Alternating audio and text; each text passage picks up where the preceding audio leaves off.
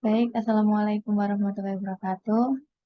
Di sini kami dari kelompok 11 ingin mempresentasikan materi tentang cara-cara klasik manajemen wakaf produktif.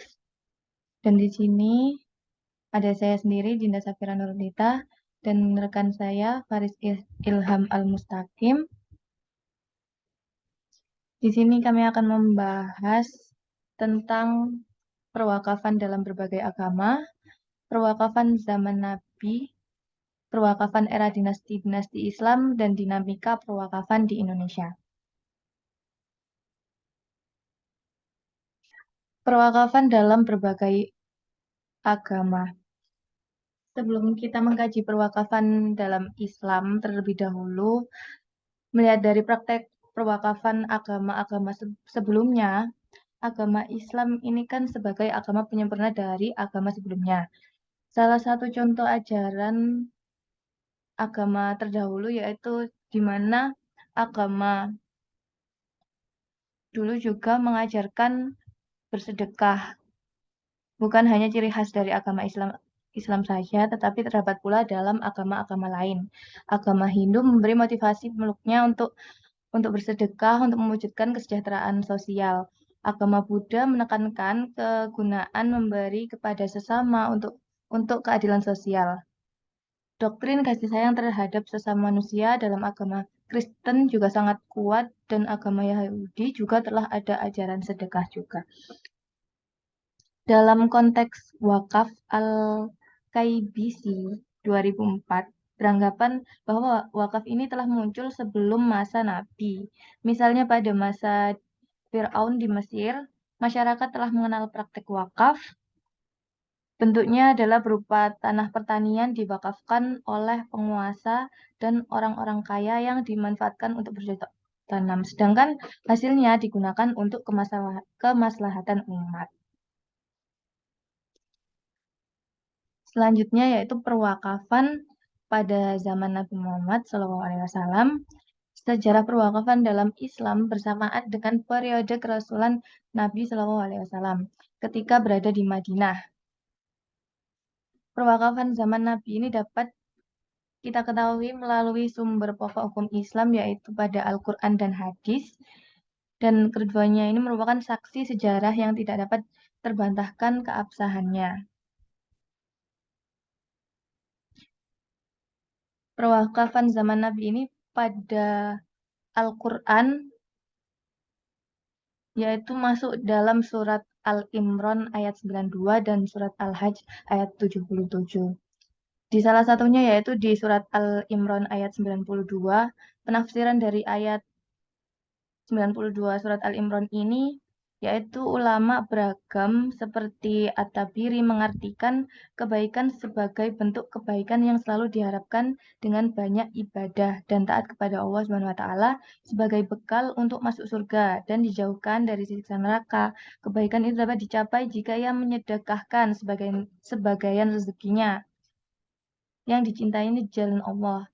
Hal ini menunjukkan bahwa dalam bersedekah, seseorang harus memberikan sesuatu yang lebih baik pada orang lain, sehingga mereka berbahagia.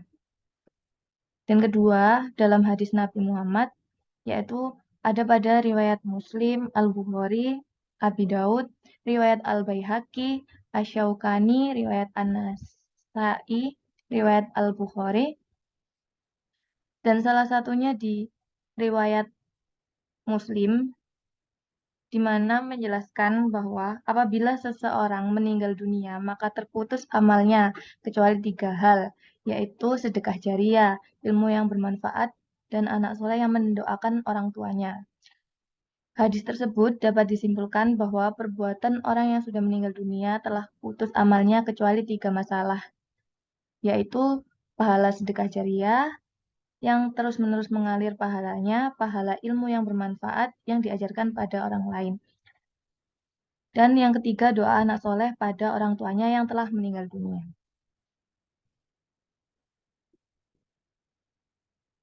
Baik, selanjutnya perwakafan era dinasti-dinasti Islam yang akan dijelaskan oleh rekan saya, Mas Faris. Baik, selanjutnya adalah perwakafan era dinasti-dinasti Islam. Perwakafan pada era dinasti Islam adalah diantaranya ada Bani Umayyah, ada dinastinya Abbasiyah, ataupun Mamluk.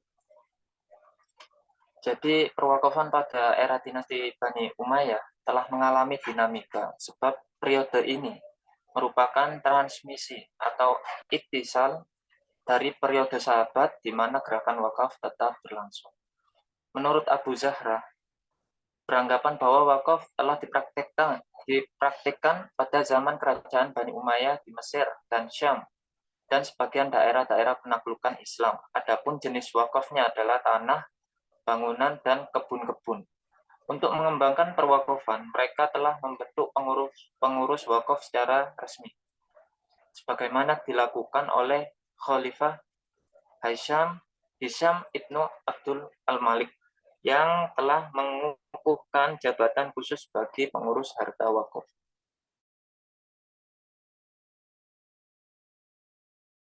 Dinasti Umayyah dan pada masa dinasti Abbasiyah yang telah berkembang, semua orang berduyun-duyun untuk melaksanakan wakaf pada saat itu.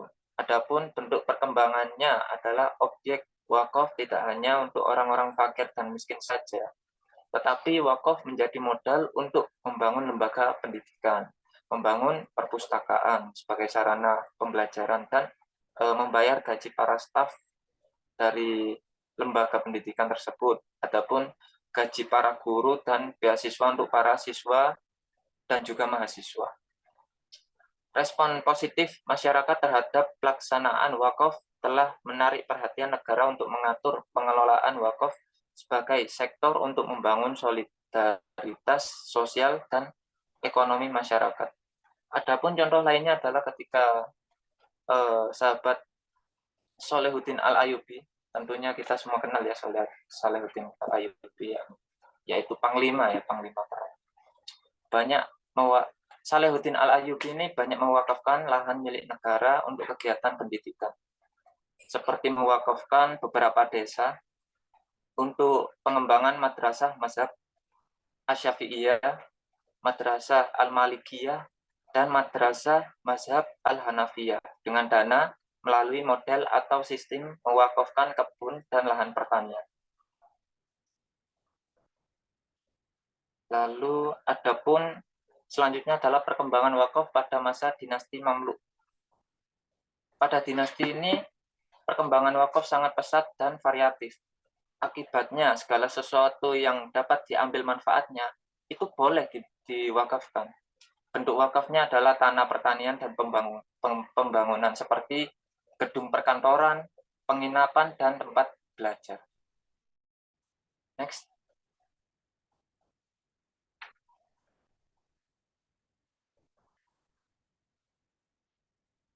Nah, di sini ada dinamika perwakafan di Indonesia.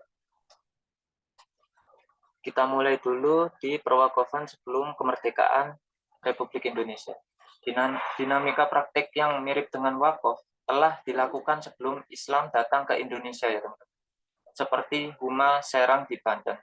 Huma Serang adalah ladang-ladang yang dikelola setiap tahun secara bersama-sama dan hasilnya digunakan untuk kepentingan bersama. Lalu ada tanah Preman di Lombok sebagai tanah negara yang dibebaskan dari pajak dan hasilnya diserahkan pada desa-desa, subak, dan candi untuk kepentingan bersama. Begitu juga tanah Perdikan di Jawa Timur. Sebuah pemberian raja kepada seseorang atau kelompok yang telah berjasa dan tidak boleh diperjualbelikan. Menurut Rahmat Jatnika, menyatakan praktik wakaf sudah ada sejak kerajaan Islam berkuasa yang menjadi kekuatan politik Islam pada akhir abad ke-12 Masehi. Tradisi yang mirip dengan wakaf di Jawa Timur telah berlaku kira-kira abad ke-15. Hal ini dapat ditelusuri dari peran Wali Songo yang memperkenalkan Islam. Mereka menyebarkan Islam pada lingkungan istana dengan cara mendirikan pesantren dan masjid di lingkungan kesultanan. Pola ini dilakukan oleh Syekh Maulana Malik Ibrahim dan Sunan Ampel. Kemudian jejak mereka diikuti oleh wali songo yang lainnya. Masjid dan pesantren menjadi pusat penyebaran Islam dan juga sebagai institusi pertama bagi perkembangan wakaf pada masa berikutnya. Pra kemerdekaan Indonesia, wakaf merupakan tradisi masyarakat Indonesia yang mayoritas Muslim. Fenomena ini muncul karena kebanyakan kerajaan Islam yang memerintah di Nusantara ini. Di antaranya adalah Kerajaan Demak, Kerajaan Samudra Pasai, dan Mataram, Kerajaan Mataram. Hal ini kemudian menjadikan wakaf sebagai bagian yang tidak terpisahkan dari budaya Indonesia. Pendirian masjid, pesantren, dan lembaga pendidikan bersumber dari wakaf yang sudah populer dilakukan dan dapat dijumpai di berbagai pelosok tanah air di masa lalu. Ya. Lalu, adapun surat edaran yang menunjukkan bahwa pemerintah pada masa kolonial Belanda itu tidak melarang praktik wakaf. Adapun surat edarannya itu dari Sekretaris Government tanggal 4 Juni 1931 nomor 1361-A yang dimuat dalam Beachblad 1931 nomor 125-A tentang Toezit van de Regering of Muhammadans. Nah, ini bahasa-bahasa Belanda ya, teman-teman. Surat edaran ini pada prinsipnya menyerukan agar para pemimpin daerah memperhatikan Beachblad 1905 nomor 6196 dengan sebaik-baiknya. Bila ada seseorang yang ingin mewakafkan hartanya, ia harus mendapatkan izin dari bupati yang akan melakukan penilaian kelayakannya. Jika disetujui, bupati akan memerintahkan kepada petugas yang ditunjuk untuk memasukkan tanah wakaf itu ke agama. Lalu adapun surat edaran pada tanggal 27 Mei 1935 nomor 1273-A sebagaimana termuat dalam Beachblad 1935 nomor 13480. Surat edaran ini juga memiliki fungsi yang sama, yakni penegasan terhadap surat-surat edaran sebelumnya. Intinya adalah adanya registrasi untuk tanah-tanah wakaf di wilayah Jawa dan Madura. Sebagaimana amanat dari Beachblad 1905 nomor 6196. Jadi wilayahnya masih mencakup ke ini, teman-teman, Jawa dan Madura. Lalu ada perwakafan pasca kemerdekaan Republik Indonesia. Dengan proklamasi kemerdekaan Republik Indonesia 17 Agustus tahun 45, peraturan-peraturan yang dikeluarkan pada masa penjajahan dinyatakan masih berlaku, kecuali jika ada aturan baru. Tentu ini logis sesuai dengan pasal peralihan Undang-Undangan Dasar 1945. Dalam masalah wakaf, Departemen Agama telah mengeluarkan petunjuk mengenai wakaf pada tanggal 22 Desember tahun 53. Dengan demikian, perwakafan dijadikan salah satu wewenang dari Jabatan Urusan Agama, yakni bagian D atau ibadah sosial. Aturan tentang wakaf telah dijabarkan lebih lanjut dalam Undang-Undang Nomor 5 Tahun 60 tentang agraria. Pasal 49 dapat diketahui ketentuan hukumnya sebagai berikut. Yang pertama adalah untuk keperluan peribadatan dan keperluan suci lainnya sebagai dimaksud dalam pasal 14. Dapat diberikan tanah yang dikuasai langsung oleh negara dengan hak pakai. Yang kedua adalah perwakafan tanah milik dengan peraturan pemerintah. Beberapa peraturan telah disesuaikan dengan disahkannya PP nomor 28 tahun 1977. Di antaranya adalah adanya definisi wakaf yang cukup maju. Wakaf adalah suatu lembaga keagamaan yang dapat diperuntukkan sebagai salah satu sarana guna pengembangan kehidupan keagamaan, khususnya bagi umat yang beragama Islam dalam rangka mencapai kesejahteraan spiritual dan material menuju masyarakat adil dan makmur berdasarkan Pancasila. Lalu ada perwakofan pasca berlakunya PP nomor 28 tahun 77. Setelah lahirnya PP ini, Indonesia memiliki hukum yang jelas tentang wakaf, terutama wakaf tanah. Departemen Agama melakukan berbagai kegiatan yang mengarah pada PP tersebut sebagai berikut. Yang pertama adalah sebagai contoh, pendataan tanah hak milik di seluruh pelosok tanah air. Kegiatan ini ditujukan untuk mengetahui jumlah tanah wakaf sehingga memudahkan untuk pengelolaan dan pemberdayaan. Jadi kalau di zaman kolonial dulu hanya Jawa dan Bali, nah pada saat pemberlakuan PP nomor 28 tahun 77 ini menjadi menyeluruh ke seluruh pelosok tanah air. Lalu adapun lahir kembali Undang-Undang tentang Perwakafan nomor 1 tahun 2004. Nomor 41 tahun 2004. Jadi pada tanggal 11 Mei 2002, Komisi Fatwa Majelis Ulama Indonesia telah menetapkan fatwa tentang wakaf uang yang isinya itu sebagai berikut. Di antaranya adalah yang pertama, wakaf uang cash work atau wakaf al-nuqud. Jadi adalah wakaf yang dilakukan seseorang, kelompok, lembaga atau badan hukum dalam bentuk uang tunai. Yang kedua adalah termasuk dalam pengertian uang adalah surat-surat berharga. Dalam undang-undang wakaf tersebut sudah dimasukkan rumusan konsepsi fik. Jadi di undang-undang ini dimasukkan konsep fiknya, ada konsepnya.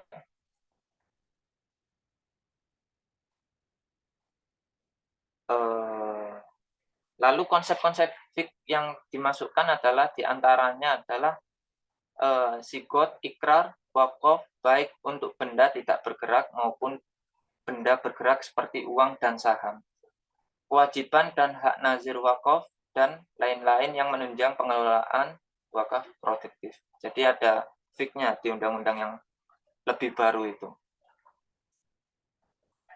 Lalu setelah lahir Undang-Undang nomor 41 tadi tahun 77 dicantumkan pembagian mengenai harta benda wakaf. Di sana lebih rinci lagi teman-teman, lebih kompleks lagi. Jadi dibagi dua, benda tidak bergerak dan benda bergerak. Sedangkan dalam ayat 2 disebutkan benda tidak bergerak sebagaimana dimaksud pada ayat 1 huruf A meliputi hak atas tanah sesuai dengan ketentuan peraturan perundang-undangan yang berlaku baik yang sudah maupun yang belum terdaftar. Lalu ada bangunan, ada tanaman, ada yaitu ya tanah gitu-gitu ya. Adapun yang enggak bergerak, adapun yang benda bergerak adalah sebagaimana uang, logam mulia, surat berharga, kendaraan, atau hak atas kekayaan intelektual. Dengan demikian, Undang-Undang Nomor 41 2004 diproyeksikan sebagai sarana rekayasa sosial atau social engineering, melakukan perubahan-perubahan pemikiran, sikap, dan perilaku umat Islam agar sesuai dengan tujuan undang-undang tersebut. Salah satu regulasi baru dalam undang-undang wakaf tersebut adalah wakaf tentang uang. Lalu next. Oh ya, sebelumnya ini ada pun paradigma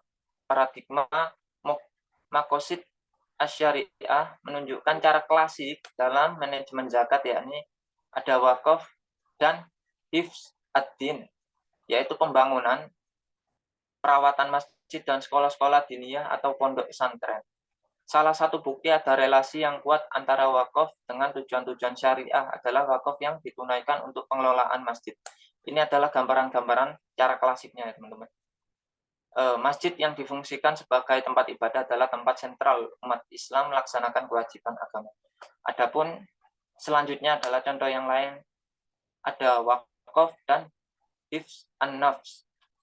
Wakaf berupa penyediaan sandang, papan, dan pangan. Adalah cara yang bisa merawat jiwa raga rakyat dari kemungkinan terpapar sakit dan juga kemiskinan struktural. Salah satu jenis wakaf yang memenuhi aspek hifz nafs adalah wakaf penyediaan keperluan air, yaitu salah satu contohnya ya teman-teman, cara-cara klasik dalam manajemen zakat. Mungkin hanya itu saja yang dapat kami sampaikan pada materi kali ini. Saya Farsin Amal Mustaqim dan saya Dinda Safira. Apabila kami terdapat kekurangan salah kata, kami mohon maaf. Apabila ya itu aja ya teman-teman. Sekian dari kami tutup. Wassalamualaikum warahmatullahi wabarakatuh.